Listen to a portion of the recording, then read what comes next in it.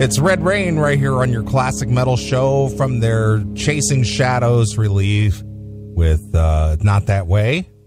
And I spoke with our good friend Sammy Lee at length last week.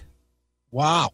And I kind of brokered a little bit of a deal for him and his band. Okay. With our good friend Chip Rugliera. Oh, nice. With Chipster PR. Okay. And Sammy and his band have been going to a professional recording studio in southeastern Pennsylvania. Okay. And working with Chip and a producer and whatnot. And they're re-recording several of these songs from this CD. Please tell me that's one of them. That is one. That was actually the first one they redid. Yeah, that song is good. And so Chip has agreed to take them on as a client. Okay. And he's going to basically go out there and market them around and see if he can, get any kind of interest in the band, be it whether it be here in the States or in Europe or, wherever it is, he can market their band and their music. Well, that'd be great for those guys, man. I mean, they're good enough to get a deal somewhere. Yeah, absolutely. So, I reached out to Chip a couple months ago, and I, kind of did a little introduction to, Sammy and the boys, and I put Sammy in touch with Chip, and Chip checked out their music, and he thought it was worthy enough to spend some time and effort and try to work them. Isn't it cool when we can actually use our limited knowledge and knowing of people to help these guys get a shot? Yeah, they may be able to say market their music or their CD or their recordings to I'm just going to throw a name out there like a Frontiers Records or something like that. Sure.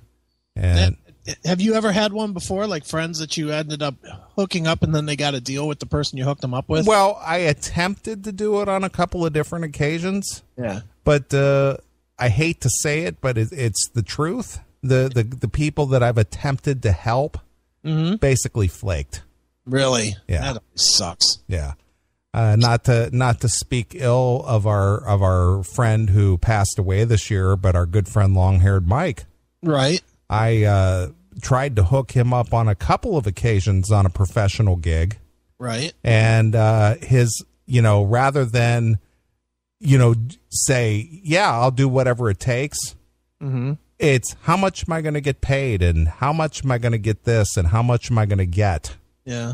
And it was just like, well, I don't know the answer to that, but this is a stepping stone into that direction. Yeah, it's a step that if you don't take, you're not going to get it. Well, not get any money ever. Right. Our good friend Jack Frost of Seven Witches. Sure. He was doing one of his records. That he does those little side project records where maybe they do a bunch of covers. Okay. And he wanted to do a record where he did all the music but have different singers. Mm-hmm. And he didn't care if it was a known singer or not, just as long as it was a good singer. Sure. And he reached out to me one day, and he was just like, hey, do you know any good singers? Okay. And I actually hooked him up with Nader. All right, nice. And Nader actually cut a couple of songs with Jack. Right.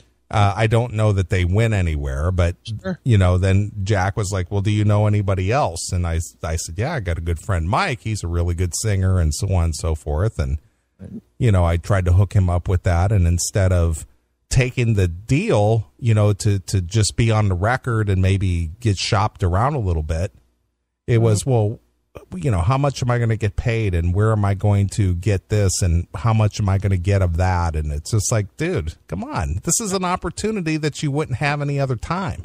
Yeah, you're going to get national exposure, which you're not going to get pretending you're fucking Bruce Dickinson in fucking Akron. Exactly.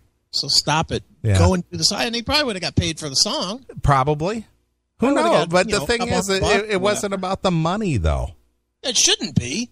Not when you haven't done anything. When you haven't done anything and you're trying to get into the entertainment business, no matter what it is, acting, plays, music, drama, whatever, you're in the entertainment, radio, your first gig has to be for free, basically. Yeah, you gotta get your foot in the door somewhere.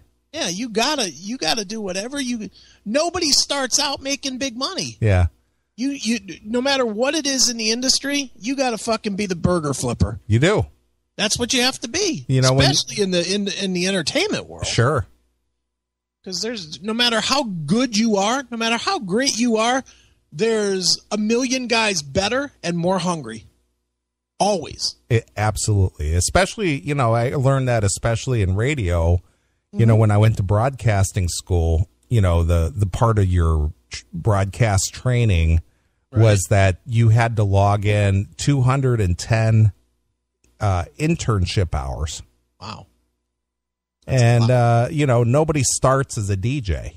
No. You don't get to just be on the air. No. You get to be an intern that guys like Chris Aiken would pick on and make you answer they would take caller 200 and make you answer every one of those calls. Yeah, you go out to the concerts and you hand out bumper stickers. Yeah. And keychains and you get coffee for the staff. Yeah.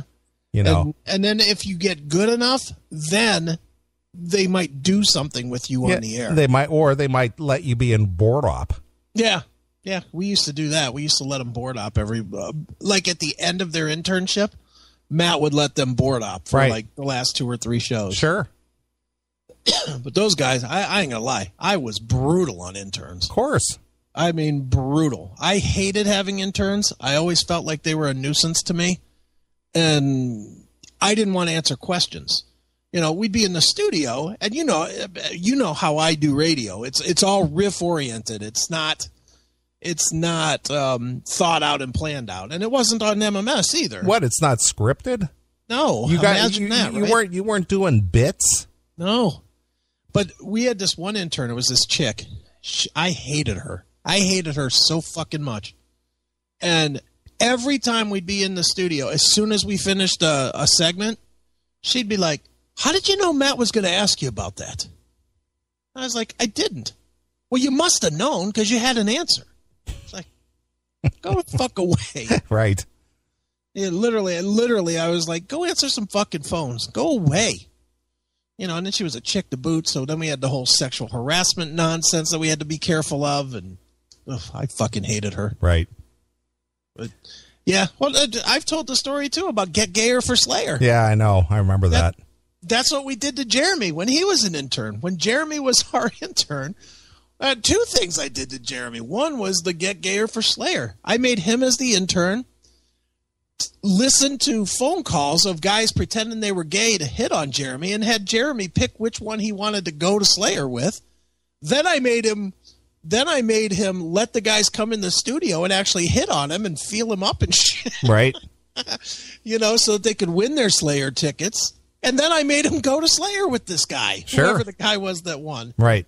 That was one thing I did. And then the other thing, which you're well aware of, was when I sent him out to Venom to interview Kronos. Yep, exactly. And I wrote all those horrific questions for Kronos. And Jerry, I don't know if you still have that audio. I do. I'll have to look it up. Jeremy, you got to admit, he was a trooper. He plowed through those questions without any hesitation at all. Gotta love Jeremy. I still like Jeremy. Sure. Not the only intern I ever... dude, we had this other intern named John, and he's actually gone on to become like a national broadcaster. Yeah, he's in Florida now, right? He's somewhere doing national radio, but he started as our intern. And we used to give him all kinds of shit. We wouldn't let him do it. Matt always let him work the board, but he would ask me to do stuff, and my answer was always no. Just no. I'm not going to let you do anything. Get off my fucking air. You're not going to be on my air. Sure.